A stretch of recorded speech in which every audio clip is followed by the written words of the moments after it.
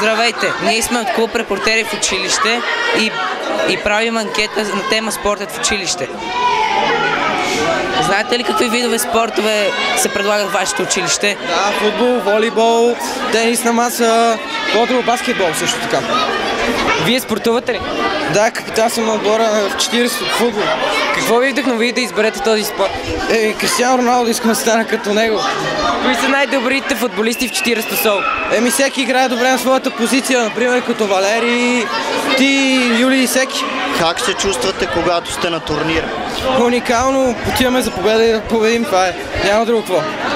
Добър ден, госпожо Лъжанска. Ние сме от клуб Репортери в училище. Знаем, че водите учениците на различни състезания. В кой спорт в 40 соло има най-големи постижения?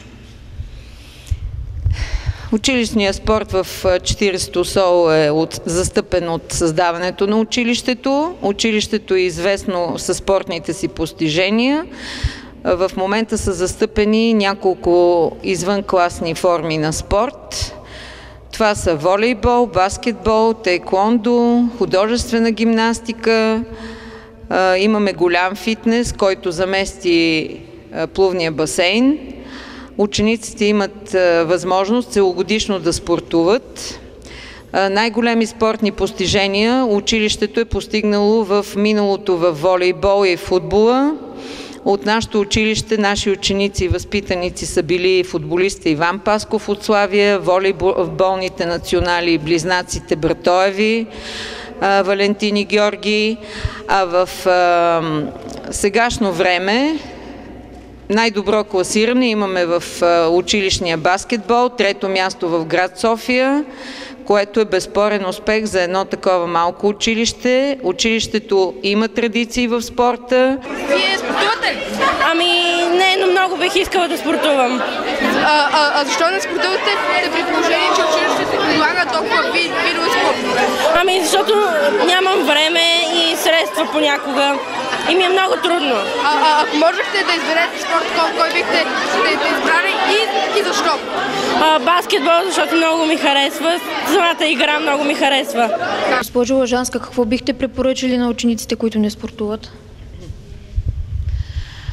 От опита си, 37 годишен вече знам, че всяко дете не може да стане спортист, но по всякакъв начин, чрез действия и чрез средствата на спорта могат да се потикнат децата към физическа активност.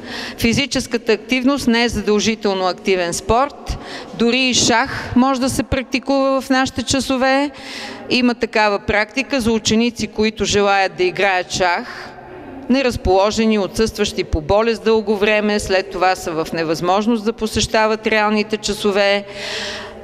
Има много нови спортове, които ние се стремим в училище да прилагаме и децата проявяват достатъчен интерес. Какво спортуваш? Така, спортувам самбо и тенис. Значи, тенисът е много важен спорт. Той трябва да си много концентриран, да имаш здрава ръка. Тук също този мускул си тренираш.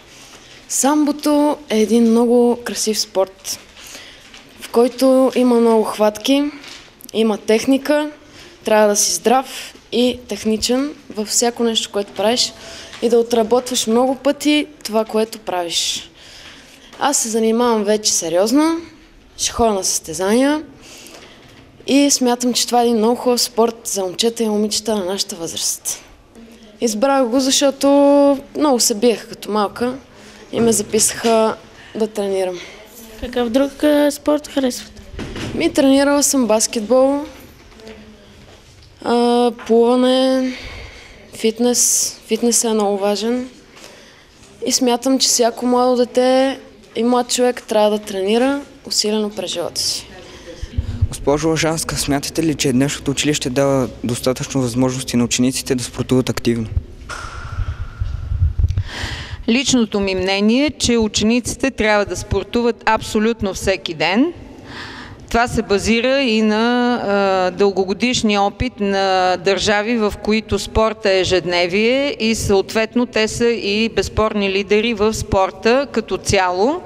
В България недостатъчно се спортува и проблемът идва от това, че спорта не е застъпен в учебната програма като задължителни часове, а дори допълнителният час е в извънучебно време, което в много от случаите е невъзможно да се провежда с учениците поради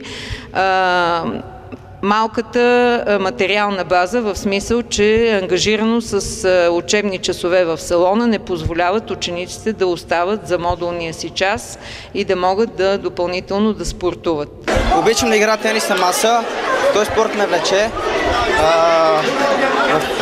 В това училище се предлагат видове спорт, тенис на маса. Аз съм един от капитаните на спорта.